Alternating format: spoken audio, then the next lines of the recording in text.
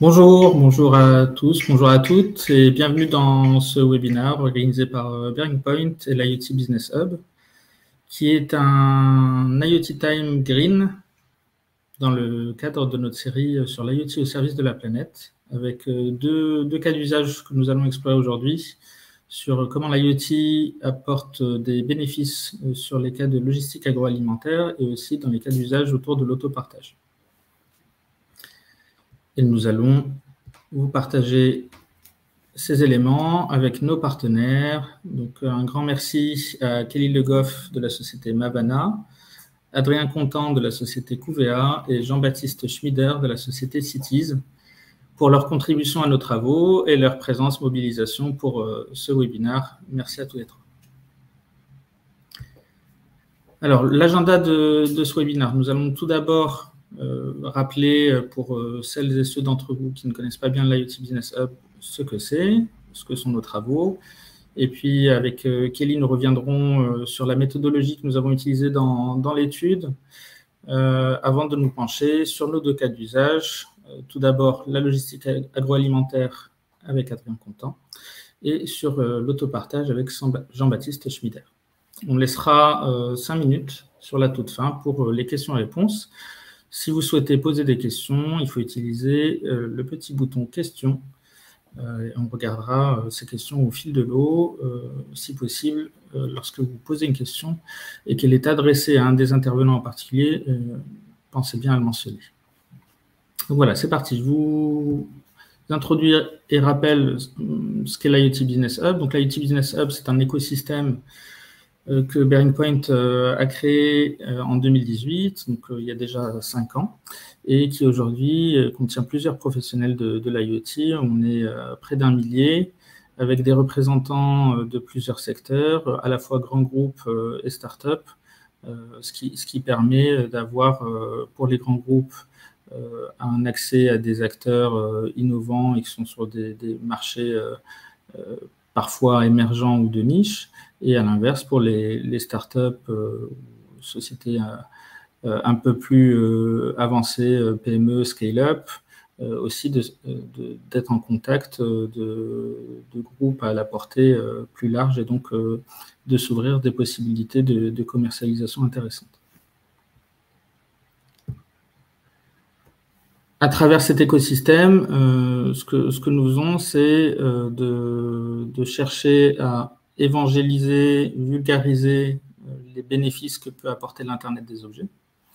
Et donc, nous faisons ça à travers plusieurs études que nous menons avec les membres de l'écosystème. Pour l'année 2022, notre focus a été sur l'IoT au service de la planète. Et donc, dans ce cadre-là, nous avons publié 2 livres blancs que vous pouvez télécharger sur le site de Bearing Point ou sur le site iotbusinesshub.com.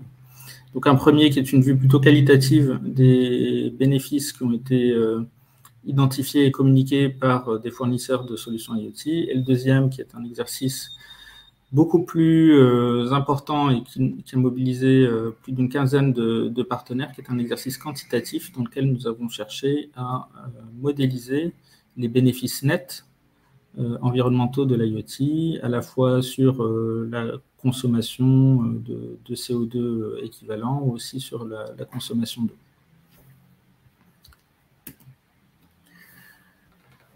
Et donc, sur ce sujet, bien entendu, nous avons essayé d'avoir une démarche qui soit la plus précise et rigoureuse possible.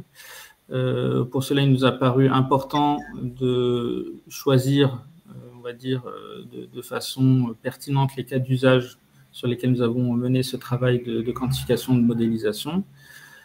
Nous savons bien que chaque cas d'usage dans l'IoT a ses particularités et donc nous avons fait le choix, avec nos partenaires, d'en sélectionner quelques-uns qui sont représentatifs des gros postes de consommation de gaz à effet de serre en France.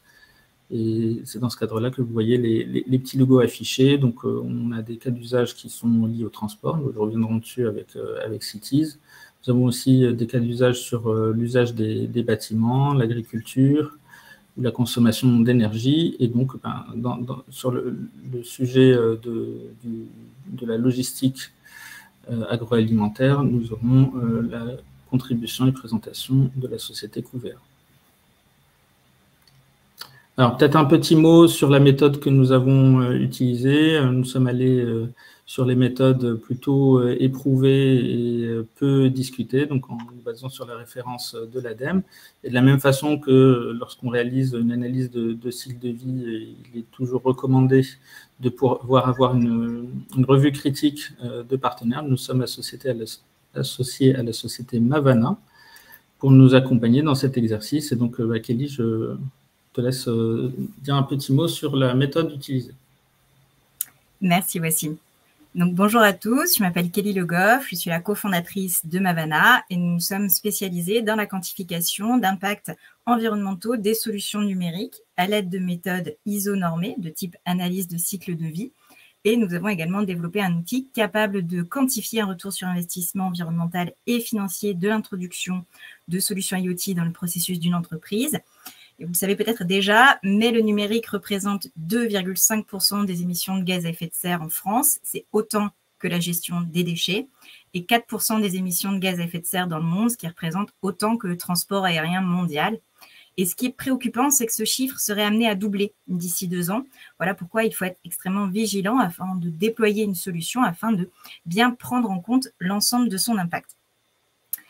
Et justement, l'objectif de cette étude était de donner des ordres de grandeur afin d'estimer le potentiel des solutions IoT sur l'indicateur changement climatique et plus précisément la réduction des émissions de gaz à effet de serre exprimée en kilos de CO2 équivalent, dioxyde de carbone équivalent. Et on s'est tourné vers une méthodologie qui s'appelle Quanti-GES, développée par l'ADEME, l'Agence de l'environnement et de la maîtrise de l'énergie, qui dépend des ministères de l'enseignement supérieur, de la recherche et de l'innovation et de la transition écologique et solidaire. Et c'est une méthode qui s'appuie sur le Greenhouse Gas Protocol et les principes de l'ISO 14064 qui régissent la méthode bilan carbone. Donc, l'objectif de la méthode est de mesurer l'impact sur les émissions de gaz à effet de serre d'une action, qui est la différence sur la période d'observation, ici 1 an, entre les émissions de gaz à effet de serre du scénario de référence, sans action, et celle du scénario après introduction de l'action, ici la solution IoT, et c'est donc le graphique que vous voyez à gauche. C'est une démarche séquentielle en 7 étapes qui permet de quantifier l'impact de son action. La 4e étape de cette méthodologie consiste à construire un arbre des conséquences. On commence par décrire l'action, ici en bleu dans l'exemple, introduire un service d'autopartage en boucle, puis on identifie toutes les conséquences directes de l'action, puis par itération, les conséquences indirectes.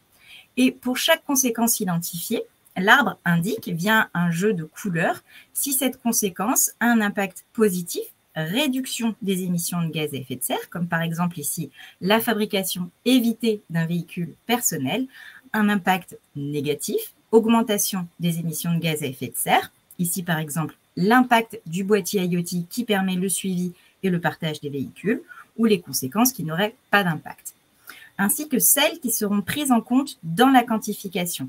Ici, c'est toutes celles qui sont entourées en rouge.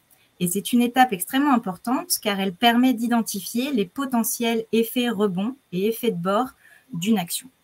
Et maintenant qu'on a bien compris quelle était la méthode qui a été utilisée dans l'étude, je vais laisser la parole à Wassim pour vous présenter les résultats de la quantification pour le premier cas d'usage, la logistique agroalimentaire.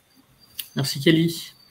Et peut-être juste un complément par rapport au point méthodologique. On a fait le choix conscient de prendre quelques hypothèses, quelques partis pris. Donc, nos résultats que nous avançons, l'idée était de commencer à donner des ordres de grandeur sur ce que peuvent être les bénéfices nets apportés par l'IoT. Vous verrez en téléchargeant le livre blanc que justement on a fait un vrai effort sur la transparence, sur la méthode utilisée, les données qui ont été utilisées. Et en cela, on remercie vraiment nos partenaires terrain qui nous ont partagé les données qui sont issues des projets qu'ils ont menés. Et donc, bien entendu, c'est un exercice qui peut être tout à fait poussé plus loin, puisqu'on a partagé toutes les références et que donc tout ce qu'on a négligé volontairement dans l'exercice de modélisation peut être retravaillé et réaffiné en fonction des cas d'usage et des contextes particuliers. Donc ici, l'idée n'est pas de dire le résultat dans l'absolu pour tel cas d'usage, quel que soit son contexte, est le suivant, c'est de dire que globalement, nous estimons que pour ce type de cas d'usage, lorsque nous faisons un exercice de quantification qui intègre les données suivantes et met de côté les autres dont on n'avait par exemple pas la teneur ou sur lesquelles nous n'avons pas trouvé d'hypothèse pertinente à prendre, l'ordre de grandeur de gain est le suivant. Donc ça, c'est important en termes de petits disclaimers à partager. Et donc, c'est un travail qui est collaboratif et qui peut être approfondi. Voilà, maintenant que je vous ai partagé ce petit point méthodologique, je vous propose de rentrer dans le cas d'usage sur la logistique agroalimentaire. Donc, pourquoi on s'est intéressé à ce cas d'usage? Tout d'abord, parce qu'on a bien vu que c'était un sujet sur lequel, aujourd'hui, le niveau de perte était important. Quelques chiffres, un chiffre clé, c'est qu'on a 8% des émissions de gaz à effet de serre en France qui sont attribuées à l'élevage de bétail. Quand on regarde sur cette partie-là, on a 20% de la viande qui est du poulet, et dans le cas du poulet, on a à peu près 20% de pertes. Voilà le gisement sur lequel on pense qu'il y a des optimisations à aller chercher. Donc, on s'est intéressé à la chaîne d'approvisionnement du poulet en France. Grâce à QVA et Mogix, on s'est intéressé à cette chaîne de valeur, donc de la production jusqu'à la consommation, passant par le transport et la distribution. Et donc, sur ce qui est du transport, c'est là que QVA nous a permis d'identifier des gains qui pouvaient être obtenus. Et de la même façon, sur la distribution, c'est avec notre partenaire Mogix qu'on a identifié les gains qui pouvaient être obtenus. Et donc, en termes de résultats, je vais directement au résultat final, et en regardant notre livre blanc, vous pourrez voir beaucoup plus de détails sur les calculs, les hypothèses prises. Bien, très, très bonne nouvelle. Les projets qui ont été menés par QVA et Mogix permettent, sur chacune de ces phases, d'aller chercher des gains importants et donc d'éviter à minima 80% des pertes. Donc pour QVA sur le transport et pour Mogix, même beaucoup plus pendant la distribution. Et donc, ce qui fait qu'on arrive à se rapprocher de 40% de pertes évitées sur la chaîne de production du poulet. Et ce qui est intéressant aussi, c'est quand on regarde cela en termes de rendement environnemental, donc quand on parle de rendement environnemental, qu'est-ce qu'on met derrière cette notion? C'est juste de se dire pour une tonne de CO2 équivalent consommé, puisqu'il faut mettre en place la solution et qui elle-même a un coût de production d'un point de vue environnemental et un coût d'usage, eh bien quel est le bénéfice qui est en face? Et donc quand on regarde le ratio entre le bénéfice et le coût, là on est sur un ratio qui est très intéressant, qui est de l'ordre de 900 pour 1. Et donc ce qui montre que d'un point de vue purement environnemental, c'est un investissement très rentable que de chercher à optimiser la chaîne de production agroalimentaire sur ces phases de transport et de distribution. Donc pour vous en dire beaucoup plus et zoomer sur cette partie transport, je remercie Adrien Contant, CEO et cofondateur de QVA, de prendre la parole et de vous exposer les projets qui ont été menés par QVA. Merci Wassim. Bonjour à tous. Donc en effet, je vais prendre le relais sur cette partie-là. QVA, nous sommes fournisseurs d'une solution IoT à vocation de sécuriser la chaîne du froid. Donc, nous fournissons des enregistreurs de température miniaturisés et connectés. Et donc, je vais vous parler du ROI, du gain sur la réduction des gaz à effet de serre sur deux aspects. Le premier, la suppression des pertes.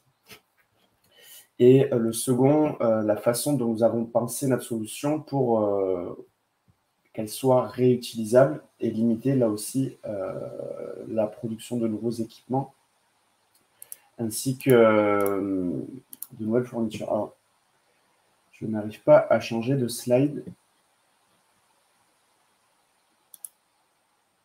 Si, c'est bon. Merci pour la personne qui l'a fait. Je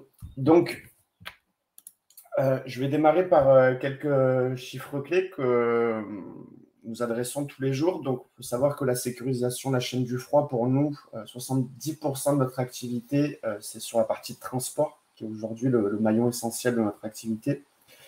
Quelques chiffres au niveau du nombre de véhicules.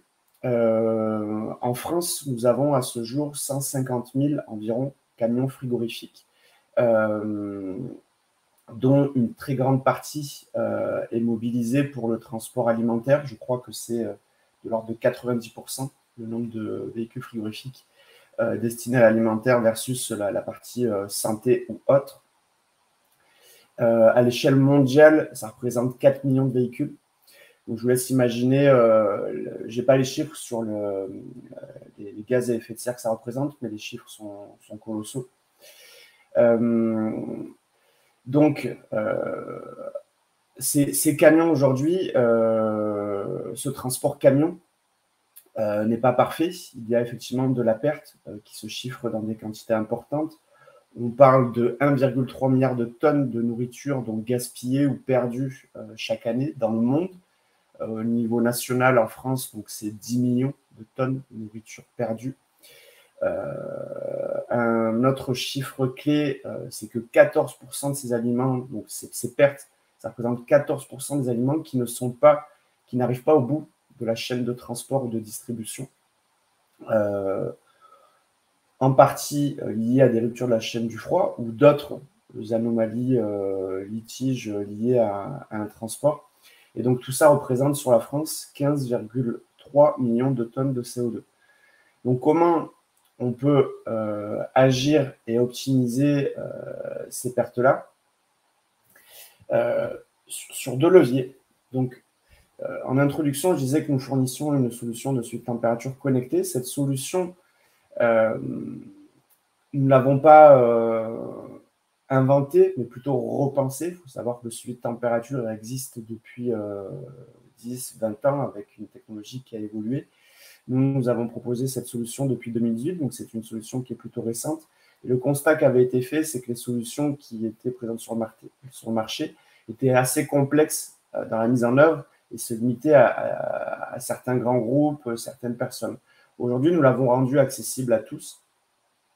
Donc, nous pouvons équiper un véhicule en seulement quelques minutes, à la base avec donc, des enregistreurs de température qu'on voit ici, qu'on place dans le contenant, qui vont communiquer en Bluetooth avec une gateway, un routeur qu'on place aussi dans le véhicule, qui va généralement communiquer avec le groupe frigorifique pour récupérer tout un tas de paramètres sur le bon fonctionnement du groupe.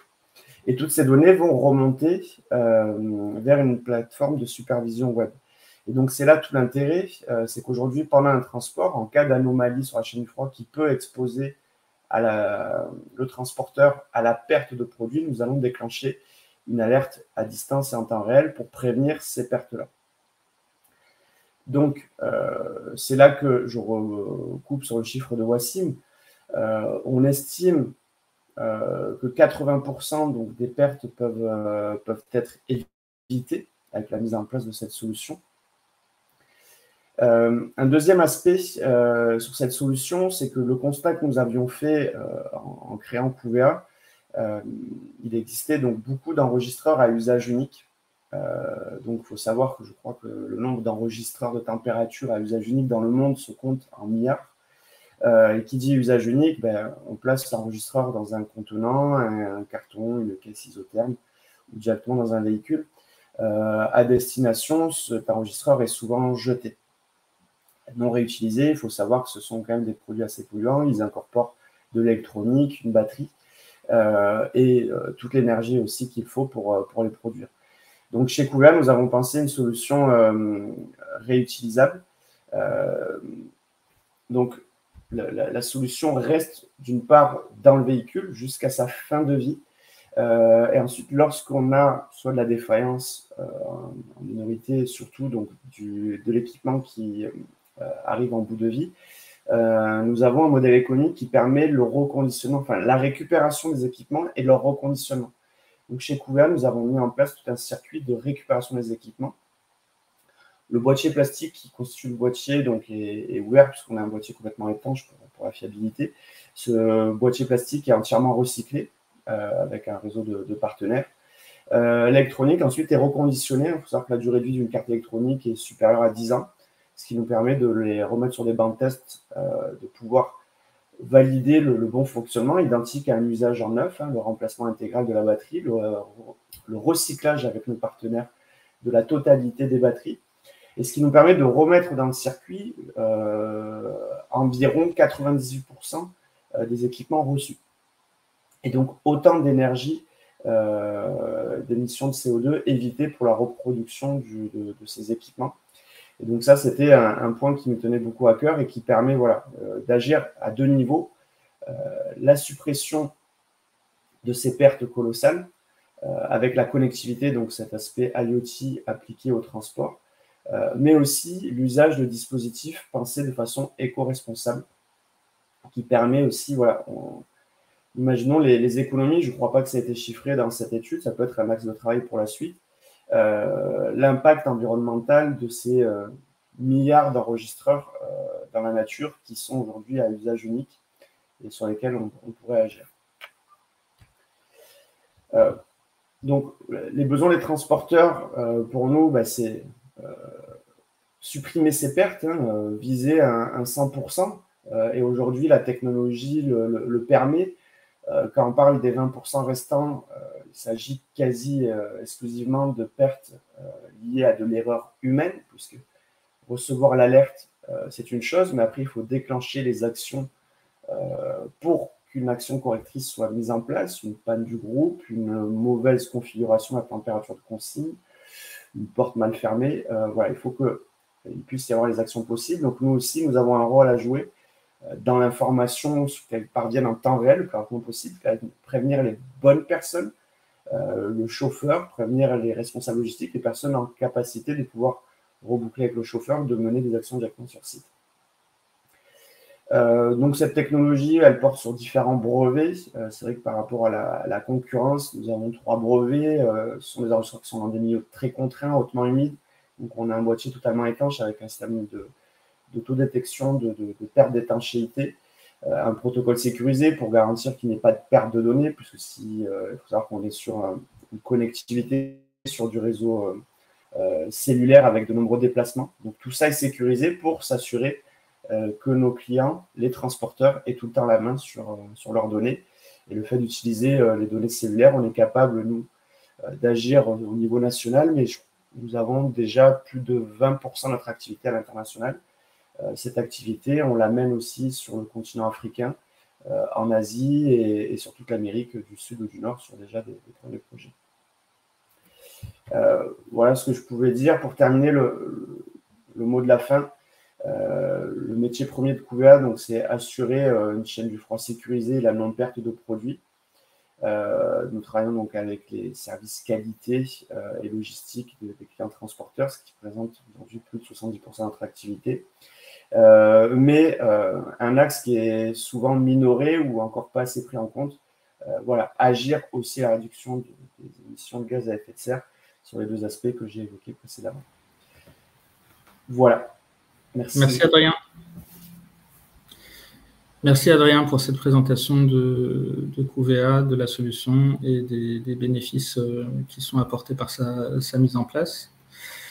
Et donc je vous propose maintenant de passer au second cas d'usage, le cas de l'autopartage. On va opérer comme précédemment, donc en introduisant rapidement le contexte, et puis dans un second temps, je laisserai Jean-Baptiste Schmieder, PDG de la société Cities, revenir plus en détail sur ce qui a été observé par Cities sur son application. Donc, quelques chiffres clés, je pense que vous les avez peut-être en tête, mais juste pour faire un rappel, on a près de 15% des gaz à effet de serre qui sont émis par l'industrie des transports et quasi la totalité de ces émissions sont liées au transport routier. Donc, bien entendu, il nous a semblé intéressant de voir quelles étaient les solutions applications qui permettaient d'avoir un impact positif environnemental sur ces émissions. Et donc, on s'est intéressé au système d'autopartage en boucle, que je pense pour la plupart vous connaissez. Donc, on a des flottes de véhicules qui sont en libre service et dont on peut connaître la position, la disponibilité et qu'on va venir remettre à disposition de l'utilisateur suivant. Et donc, ce qui est intéressant, c'est que quand on est sur cette application, en fait, il y a beaucoup de bénéfices qu'on va aller chercher. On va déjà avoir un effet qui est lié à la démotorisation des utilisateurs. qui va avoir un bénéfice environnemental positif. On va également avoir du report modal pour les utilisateurs, donc qui vont modifier leur façon de se déplacer. Et puis également, ces flottes sont souvent des flottes qui sont, on va dire, plus neuves et moins émettrices que la moyenne des véhicules des particuliers. Et donc tout cela combiné, lorsqu'on a intégré les données qui nous ont été fournies par Cities, on a estimé que la mise en place de l'autopartage en boucle permettait d'aller chercher des économies de l'ordre de 8% sur les émissions de CO2 équivalent liées à l'utilisation des voitures en France. Et bien entendu, il y a des effets annexes qu'on peut également venir rajouter là-dessus. Là, on s'est lié, vous verrez dans le détail du livre blanc, on a pris un certain niveau d'hypothèse qui était plutôt conservateur et qui pourrait peut-être s'améliorer si la pénétration de l'autopartage s'améliorait fortement. Et en termes de rendement, on est également sur un ordre de grandeur qui est équivalent à ce qu'on a vu dans le cas de la logistique agroalimentaire, avec un rendement de 1 pour 1000. Donc, sans prendre trop la parole, je vais laisser maintenant Jean-Baptiste Schmider, président directeur général de Cities, revenir justement sur les chiffres clés observés par Cities et tous les effets bénéfiques environnementaux qui ont pu être observés. Merci Wassine, bonjour à toutes et à tous. Ouais, donc Cities, nous, ça fait effectivement 20 ans, un peu plus de 20 ans maintenant qu'on fait de l'autopartage. Hein, et aujourd'hui, Cities, c'est un peu plus de 2000 voitures sur 200 communes. Alors avec une spécificité, on est un réseau coopératif qui regroupe 14 opérateurs locaux sur les principales régions et villes françaises, et on dessert également des gares, puisqu'on croit beaucoup à la complémentarité entre l'autopartage et le train pour accélérer effectivement la réduction de la décarbonation de nos déplacements. Donc aujourd'hui, c'est 2000 voitures qui sont partagées par 80 000 utilisateurs. Hein. Donc, ces 20 ans nous ont permis d'avoir un peu de recul et quelques chiffres. Hein. Bon, je vais pas revenir dessus, mais effectivement, les transports, c'est une des premières sources d'émissions de gaz à effet de serre. Et puis, voilà, donc effectivement, l'autopartage est un des leviers parmi d'autres pour réduire. Un chiffre aussi intéressant, c'est l'ADEME dit que aujourd'hui 50% des déplacements font, notamment en zone urbaine, font moins de 3 km. Donc il y a une marge. Tu l'as dit, les trois principales sources de marge, c'est effectivement le nombre de voitures remplacées par l'autopartage, hein, puisque une voiture. Alors, tous les chiffres que je vous donne, c'est pas des chiffres Cities, hein, c'est des chiffres qui sont faits par une étude ADEME qui est faite tous les 3 ans depuis maintenant plus de 12 ans. Donc l'enquête nationale autopartage, hein, donc c'est des chiffres qui sont corroborés par déjà quatre enquêtes. Hein. Donc une voiture partagée, ça remplace entre 5 et 8 voitures individuelles. Hein. Donc c'est effectivement autant de voitures en moins qui ne sont pas construites, et puis c'est autant d'espace aussi gagné, notamment en zone urbaine, et on connaît les enjeux de la décarbonation, mais aussi de lutte contre le réchauffement. En ce moment, les villes cherchent effectivement à réduire l'emprise du bitume, et le fait de gagner de la place sur la place dévolue à la voirie, qui sont souvent des places bituminées, ça peut avoir un vrai enjeu.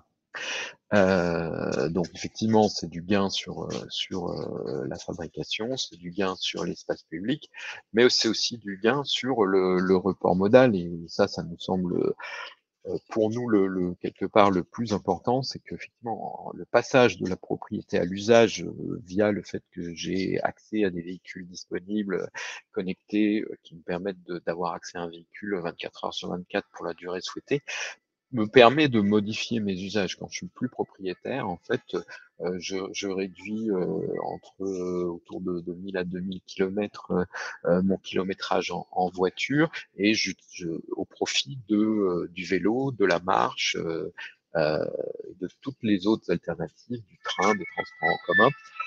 Pourquoi? Parce qu'effectivement, j'arbitre à chacun de mes déplacements, en fait, quelles sont les solutions les plus adaptées. Et du coup, je ne prends finalement la voiture que quand j'ai pas d'autres solutions, hein, quand les autres modes ne correspondent pas à mon besoin. Alors que, j'allais dire, quand je suis propriétaire de ma voiture et que j'ai payé les 75% de coûts fixes directs liés à la voiture, j'ai plutôt tendance à avoir le réflexe, j'ai les clés dans la poche et j'utilise la voiture. Donc, je change ainsi le comportement en inversant le réflexe mobilité, hein. Donc, du coup, on dit que c'est à peu près 11 200 tonnes de CO2 qui sont permis par le report modal. Et la dernière, effectivement, source de réduction, c'est des véhicules qui sont moins émetteurs. Il faut savoir que le parc moyen français, il a un certain âge. Aujourd'hui, on dit que le parc moyen roulant, il émet à peu près 190 grammes de CO2, et que souvent on le voit, c'est-à-dire que quand j'achète un véhicule pour mon plus grand besoin. Donc souvent, je vais acheter un gros SUV parce que 3 semaines dans l'année, je dois emmener ma famille en vacances et je vais rouler toute l'année dans un véhicule de près de 2 tonnes, alors que je vais être 80% du temps tout seul. Et de fait, avec l'autopartage, je vais pouvoir choisir le véhicule adapté à mon besoin et 80% du temps, du coup, rouler dans un véhicule plus léger, moins émetteur. Et donc, les véhicules aujourd'hui en autopartage en moyenne sur le parc, hein, ça c'est aujourd'hui, donc c'est ensemble des opérateurs d'autopartage confondus, hein, pas simplement Citis, c'est 56 grammes de CO2. Hein. Donc effectivement, il y a aussi un facteur 3 sur la réduction des émissions par le rajeunissement du parc et le choix d'un véhicule adapté par rapport à un parc moyen roulant aujourd'hui. Hein. Voilà, sur les différents impacts de l'autopartage, hein, sur la réduction des émissions de CO2. Voilà. Merci Jean-Baptiste pour ces précisions. Et encore une fois, merci aux sociétés QVA, Citis ici présentes, et également à la société Mogix qui nous a fourni les données et a contribué à nos travaux sur la logistique agroalimentaire. Donc en récapitulatif, on a partagé pas mal de chiffres. Les ordres de grandeur de gain net, hein, qu'on a estimé, on est à 9% en cumulant l'optimisation transport et distribution sur la logistique agroalimentaire. Pour rappel, on était à 40% de pertes évitées sur les 20% de pertes, donc c'est voilà, ce qui donne à peu près le 9%, et puis pour Citis, les 8% qui ont été partagés, qui effectivement corroborent ce qui ressortait dans l'étude de l'ADEME. On est sur des chiffres qui sont très proches, et avec, au-delà de ces gains nets, ces données intéressantes, hein, sur le rendement, où on est sur des facteurs 1000 pour 1, donc pour une tonne de CO2 équivalent investi, à peu près 1000 qui sont évités. Bien entendu, vous pourrez avoir beaucoup plus de détails en regardant notre publication, notre livre blanc, en téléchargeant, et puis s'il y a des éléments sur lesquels vous voulez revenir pour une discussion plus approfondie, n'hésitez pas à nous contacter. On se fera un plaisir d'y répondre. En attendant, je vais peut-être prendre les questions qui ont été formulées. Donc, je vois qu'on a une première question qui est sur les gains environnementaux qu'on a travaillés, parce qu'on a effectivement beaucoup parlé de CO2 équivalent, alors que l'environnement, c'est aussi des sujets de biodiversité, par exemple. Donc non, on ne s'est pas attelé à faire ce travail sur des sujets comme la disponibilité des ressources ou les pressions exercées sur la biodiversité. C'est un travail qui serait aussi intéressant à mener. on a dû se fixer un périmètre pour déjà apporter des premières données qui n'étaient pas disponibles sur l'impact environnemental de l'IoT, mais on serait ravis avec toute personne volontaire, c'est la démarche de l'IoT Business Hub, de mener ces travaux plus loin, notamment si des données sont identifiées sur des projets qui ont été menés en termes d'impact sur la biodiversité. Ça, c'était pour la première question. Et puis pour la deuxième, donc elle vous concerne, Jean-Baptiste, c'est de savoir si le parc de Cities est carburant ou électrique et quelle est sa cible.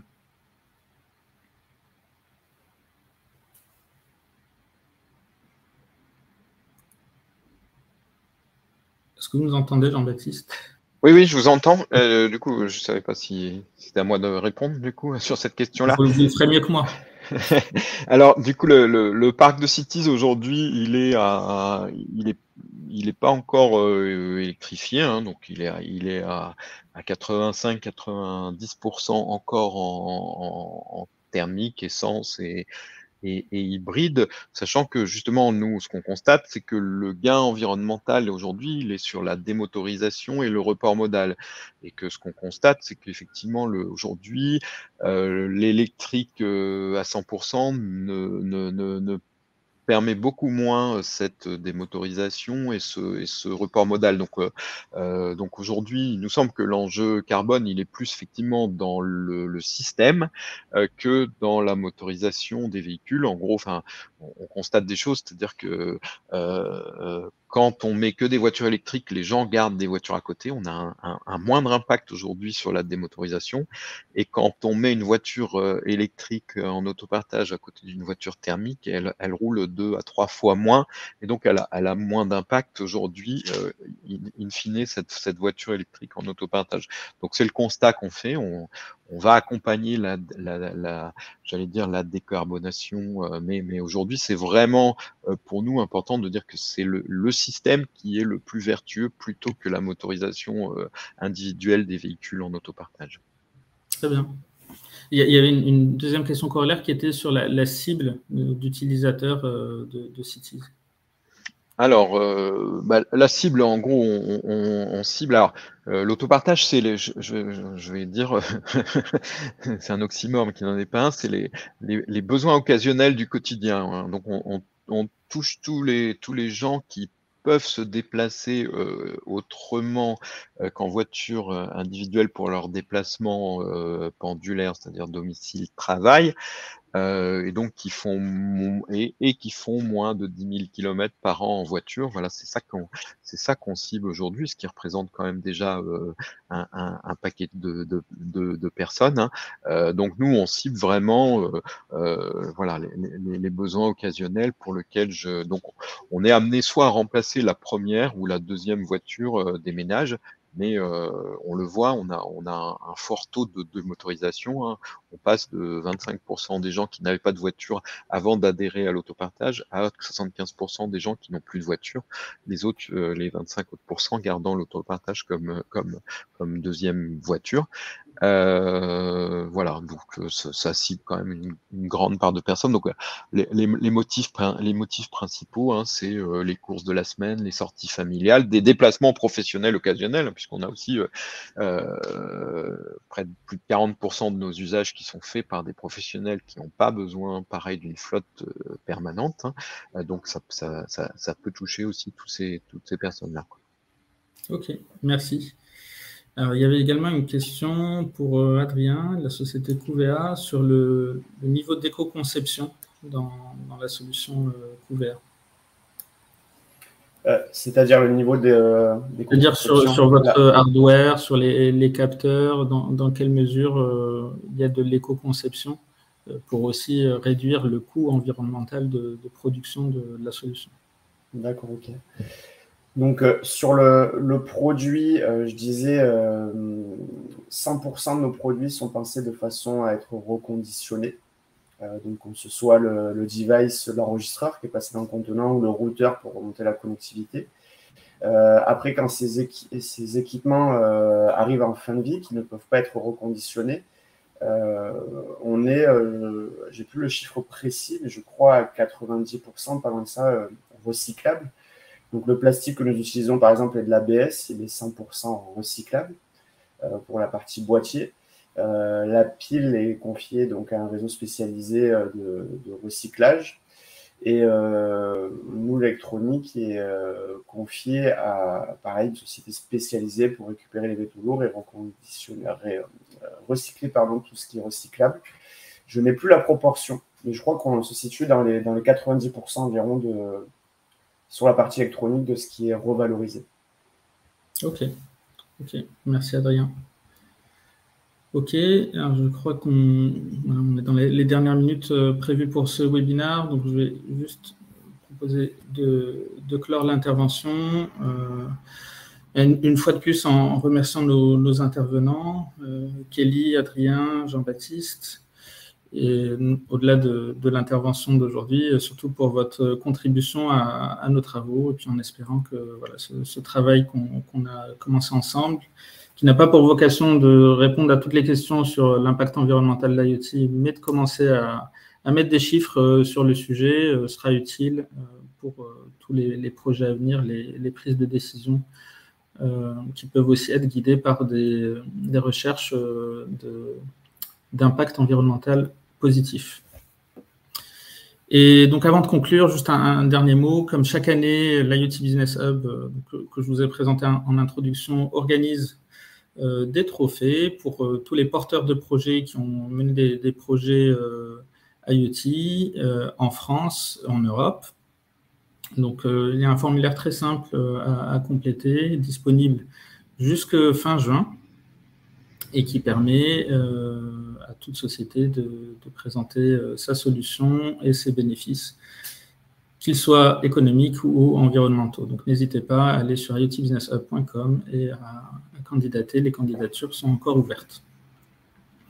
Et puis, dans cette série de webinaires, vous pouvez déjà noter sur vos agendas la prochaine date du 12 juillet, dans laquelle nous reviendrons sur d'autres cas d'usage autour de l'optimisation de la consommation d'électricité, dans laquelle nous avons déjà la participation confirmée de la société EnergyBox, qui est une société qui intervient sur l'optimisation de l'éclairage public grâce à l'IoT.